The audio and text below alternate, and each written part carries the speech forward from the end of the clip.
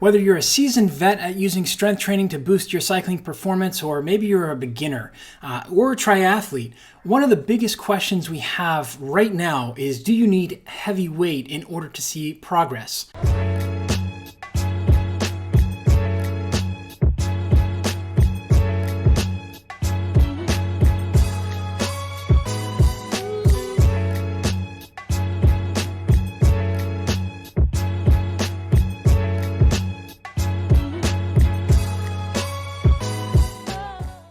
It's been the last couple of years, pretty much decades. Anybody that has done strength training for cycling has done high reps, low weight. So we're talking sets of 15, 20, 25, 30 with very low resistance, because the claim is it's sport specific.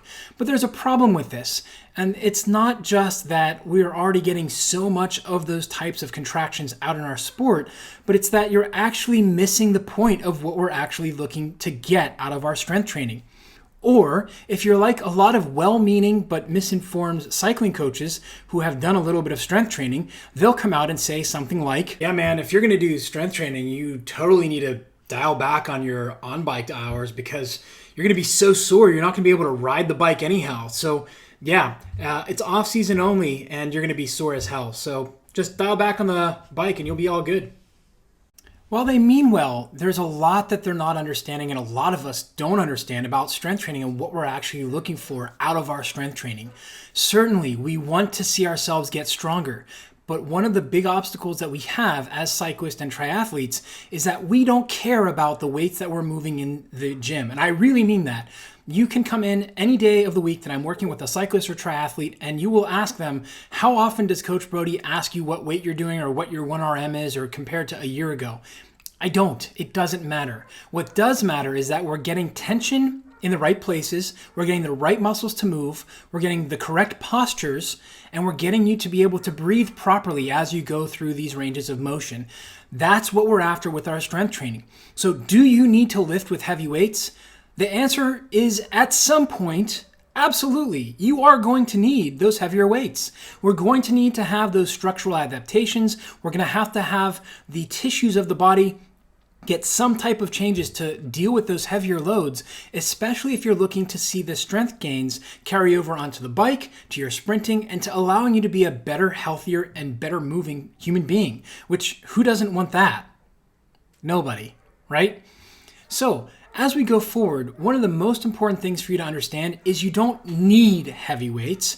Are they useful? Are they a good tool for some of the time?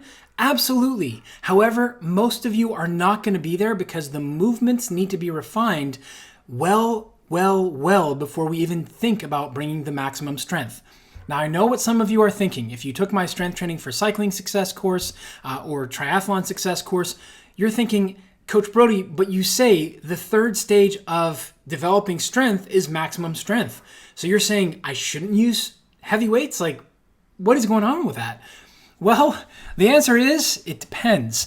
And we cover this a lot in the Strong Savvy Cyclist and Triathlete podcast. The key phrase is it depends. That was the title of our first podcast because, well, it depends.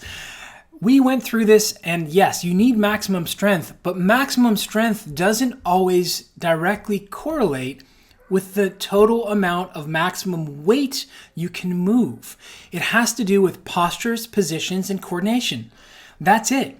So if you are a cyclist or triathlete and you're thinking, well, this is great, Coach Brodie, but number one, I don't want to set into the gym because I don't have the time to drive. I don't want to have to deal with the gym people and, enter their wilderness and their weird habits and all this other stuff. Or maybe you're just like, dude, I got a killer cycling tan and I don't want to lose it by spending time in the gym. I'd rather lift at home. Totally cool. Guess what? The vast majority of athletes here at Human Vortex Training lift at home. We've got a couple kettlebells and some bands. So here's what you actually need to be able to see results from your strength training before you even contemplate about getting to heavier weights.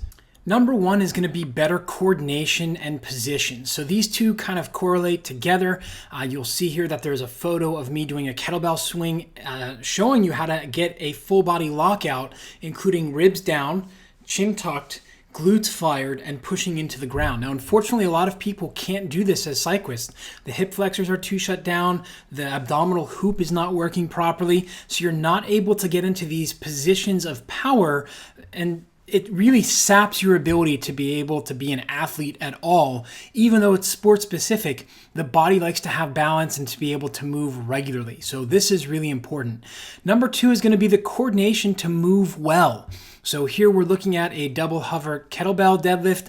This is something that takes a little bit of time to get used to. You don't need a lot of weight. I have 8 kilos a hand, 16 kilos total, around 40 pounds that I'm holding. And this is a very difficult exercise because I have to learn how to move properly. And this is a video that both of these actually are videos that are already here on the HVTraining channel. So make sure you're subscribing and giving this video a thumbs up, and then check out the other playlists and videos that we have. And when you hit that subscribe button, make sure you hit the little bell icon so you get updated every time that we upload a video each week. Now, the last thing you're going to need is good breathing patterns. So this is a video. We're going to have a link up top for you up there that will allow you to go over to the crocodile breathing exercise. And this is one that's very challenging for a lot of people. They don't get their shoulders to relax, but it's one of the best exercises to teach you how to get what's called back body expansion, which will allow you to get the diaphragm and pelvic floor to work better together. When you have these two muscles aligned, you're going to be able to actually use your true core strength to be able to develop power, speed, and abilities out on course or out on the bike. A lot of people think core training is just planking, but if you head over to the Human Vortex Training website, you'll actually read a blog post which we had a ton of traffic on because it just blew apart what a plank actually is. And again, there's a number of videos in that blog post itself that you can find here on the HVTraining channel. So make sure you're subscribing because there's tons of content to help you actually get what you need out of your strength training. Today we answered the question of, do you need heavy weights in order to see progress as a cyclist or triathlete from your strength training? And we answer that question with technically yes, but it depends. And in fact, there are 3 things that you want to think about before you get to those heavy weights. Now, that's not to say the heavy weights don't serve a purpose. There are some benefits you are going to get through only heavy weight training, how the tissues are going to build themselves, how the body's going to be able to produce pressure. But as cyclists and triathlete in a non-weight bearing sport, we need to work on better coordination, better positions, as well as our breathing patterns before we even think about moving to those heavy weights. And these all correlate with better positions. Joint position dictates muscle function, as well as getting you to be able to understand that you can and should be starting your strength training as soon as possible. Here at home, I've got a plethora of bands. I've got a number of kettlebells, 4, 8, 12, 16, 20, and 24 kilos in pairs, except for the 16. And that's all I use when I'm stuck at home, which tends to be more often than not with the amount of coaching and work I'm doing here. So you don't need heavy weights. Do they serve a purpose? Absolutely. Are we going to need to get there? You betcha. But for the vast majority of you out there watching this video, you do not need heavy weights. What you do need is to learn how to produce better postures or get into better postures, to produce intra-abdominal pressure and activate that abdominal hoop, to get the movements from the right places and to get better breathing patterns. Now, I'd love to hear from you. How do you strength train? Do you use heavy weights, or do you train at home with kettlebells, bands, or maybe some adjustable weights? Does what you learned today change how you're going to approach your strength training and how you think about getting benefits from your strength training? Leave a comment below with your answer, and I'll be sure to follow up with you. If you enjoyed this video and felt it was valuable in teaching you about strength training for cyclists and triathletes and how to get more out of your training, hit the like button and please share the video with your friends and coaches. And if you want more training content, subscribe to my YouTube channel. Don't forget to head on over to the Human Vortex Training website to sign up for our newsletter and to get your free gift helping you to get more out of your intervals.